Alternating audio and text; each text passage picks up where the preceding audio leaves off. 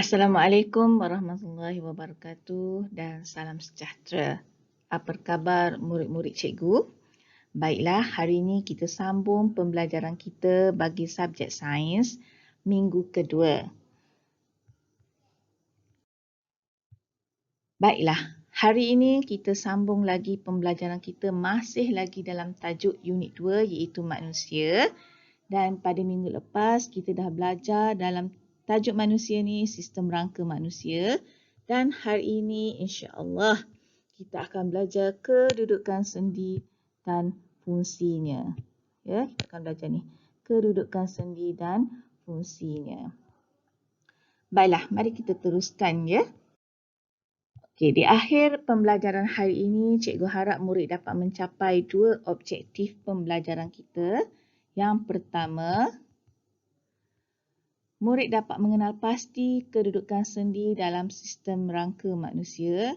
Dan yang kedua, murid kena memahami fungsi sendi dalam sistem rangka manusia. Baiklah, jadi ada dua ya. Ada dua objektif pembelajaran kita hari ini. Satu, kita kena pasti kedudukan sendi dan satu lagi kita kena tahu fungsi sendi. Okey, sebelum kita teruskan, cikgu nak murid bengkokkan siku, bengkokkan tangan, lengan dan murid gerakkan tangan ke depan, ke belakang dan murid boleh genggam jari. Boleh tak? Boleh kan? Okey. Tahukah murid-murid bagaimana kita dapat menggenggam jari, menggerakkan tangan ke depan dan ke belakang serta kita boleh membengkokkan siku kita? Ya, ini disebabkan pada tulang tangan kita, tangan kita terdapatnya sendi. Okey, apa itu sendi ya murid-murid? Sendi ialah tempat pertemuan dua atau lebih tulang. Dan tulang-tulang manusia dalam sistem rangka bersambung ataupun bertemu pada sendi. Baiklah, cikgu nak tunjukkan gambar rajah kedudukan sendi. Ya, dalam sistem rangka kita terdapatnya beberapa sendi.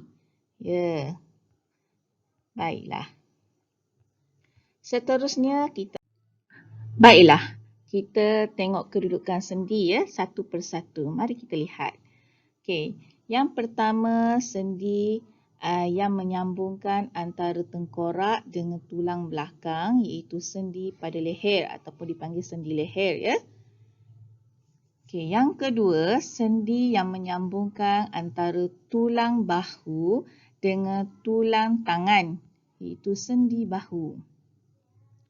Seterusnya tulang ataupun sendi yang menyambungkan antara tulang belakang dengan tulang pinggul, kita panggil dia sendi tulang belakang.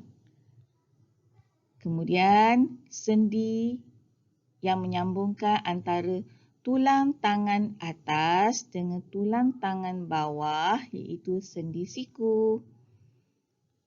Okey, seterusnya tulang ataupun sendi yang menyambungkan antara tulang lengan dengan tulang jari jemari tangan iaitu sendi tangan.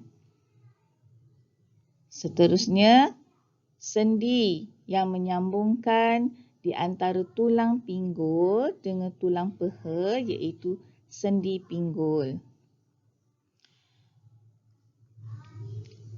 Okey, seterusnya sendi yang menyambungkan antara tulang peha dengan tulang betis iaitu sendi lutut. Dan yang terakhir sendi pada kaki.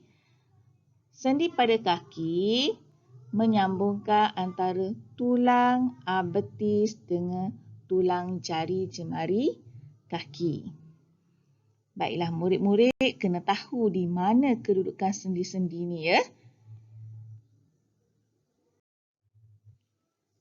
Bila dah kita tahu kedudukan sendi, kita kena tahu apa fungsi-fungsi pada kedudukan-kedudukan tersebut. Mari kita lihat satu persatu. Okey, sendi leher. Sendi leher membolehkan pergerakan kepala secara pusingan ataupun putaran. Sebab tu kita boleh memusingkan kepala kita ke kanan, ke kiri, ataupun kita boleh buat putaran 360 darjah serta kita boleh mendongak ke atas dan tunduk ke bawah. Okey, seterusnya sendi bahu. Sendi bahu membolehkan tangan digerakkan ke depan atau ke belakang. Ya, sebab tu cikgu tadi kata awak boleh gerakkan tangan awak ke depan dan ke belakang sebabnya pada bahu awak terdapatnya sendi, ya, sendi bahu.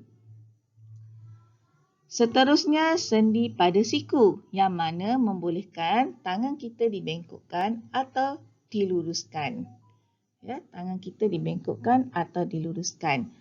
Seterusnya sendi pada tulang belakang yang mana membolehkan badan kita digerakkan ke depan, digerakkan ke belakang, boleh juga digerakkan ke sisi kiri dan kanan. Sendi pada tangan pula membolehkan tangan dan jari jemari kita digerakkan. Okey, untuk kita memegang, menggenggam ataupun kita menggerakkan tangan. Nak babai orang pun disebabkan adanya sendi pada tangan. Okey, seterusnya sendi pada pinggul yang membolehkan kaki kita dibengkokkan atau digerakkan dan membolehkan kita duduk dan bangun.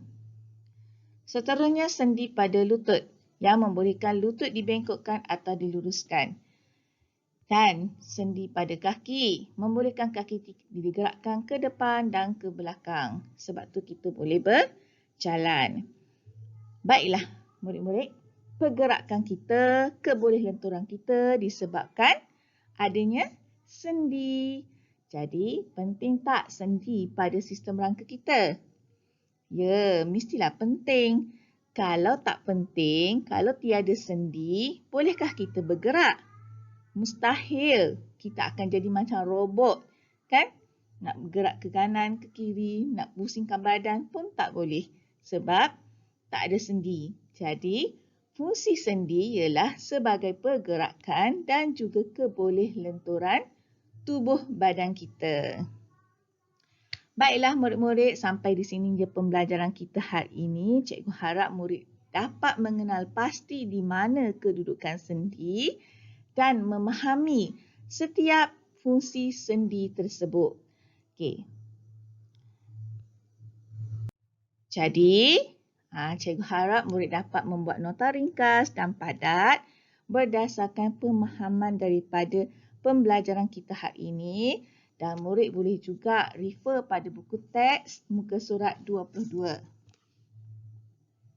22 ya, muka surat 22.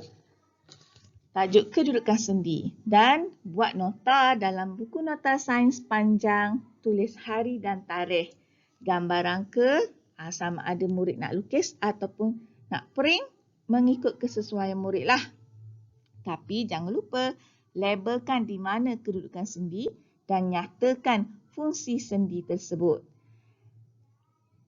Sekian. Kita berjumpa lagi di minggu hadapan dengan tajuk lain pula. Jumpa lagi. Assalamualaikum. Bye.